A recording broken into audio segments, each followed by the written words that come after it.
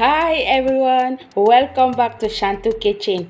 Today I'm sharing a quick healthy chickpeas avocado salad recipe. It's packed with protein, fiber and fresh flavors. Perfect with any meal. Let's get started. Here we have chickpeas, 1 can, drained and rinsed. 1 avocado diced to a large bowl with chickpeas, diced avocado, 250 grams sweet corn, sliced lettuce, half cup tomato cherry, half onion finely chopped, small size cucumber dice. Put it aside and make the dressing.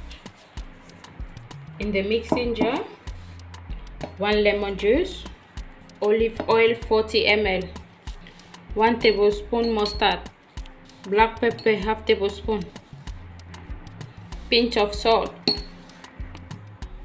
cumin seed for extra flavor. Shake it well. Put your dressing.